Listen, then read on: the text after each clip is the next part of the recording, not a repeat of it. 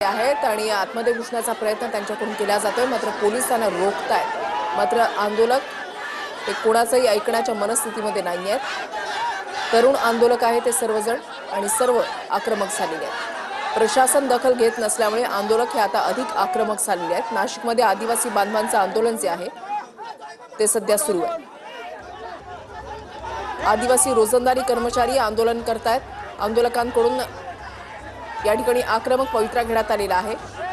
प्रशासनाकडून अजूनही त्यांच्या आंदोलनाची दखल घेण्यात आलेली नसल्यामुळे हे आंदोलक आता चांगलेच आक्रमक झालेत। पोलिसांसोबत काही वेळापूर्वी बाचाबाची झालेली होती। आता आतमध्ये घुसण्याचा त्यांचा प्रयत्न, मात्र पोलीस त्यांना थांबवतायत, रोखतायत, आतमध्ये जाऊ देत नाहीयेत।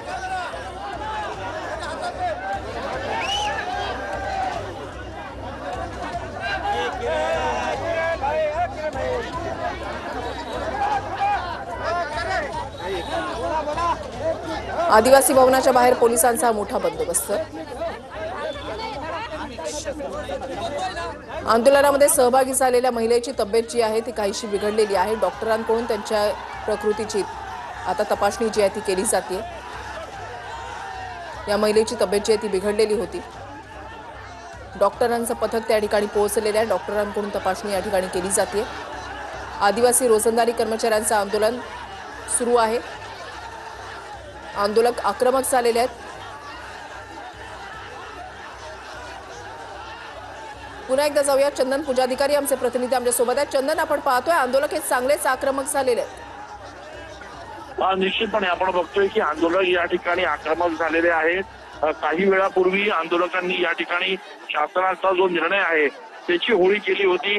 त्याचप्रमाणे शासनाच्या अध्यादेशाची ते अंत्ययात्रा देखील त्या ठिकाणी आपल्याला बघायला मिळते। दुसरीकडे पोलिसांनी संपूर्ण आदिवासी भवन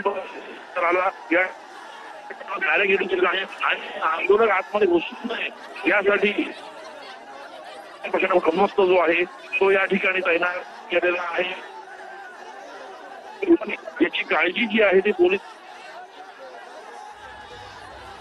नक्कीच चंदन, तुम्ही असंच आपल्या सोबत राहा। तर आपण पाहताय आदिवासी भवनाच्या बाहेर आंदोलक जे आहेत ते आक्रमक झालेले आहेत। बॅरिकेडिंग लावून त्यांना थांबवण्याचा प्रयत्न, मात्र प्रशासन कुठल्याही प्रकारे कामावर जुन्या पद्धतीने तासिका रोजंदारी तत्वाने हजर करावं। रोजंदारी तासिका तत्वावरील कर्मचाऱ्यांना हजर करावं। वर्ग 3 वर्ग 4 ला खासगी नाही। आम्ही गेल्या 3 तासापासून तेच सांगतोय। अधिकाऱ्यांनी येऊन आमच्याशी बोला, झालेल्या बैठकीचे इतिवृत्त आम्हाला द्या। आम्ही अधिकाऱ्यांना अंगावर गेलो असतो, आम्ही अधिकाऱ्यांना शिव्या देत होतो।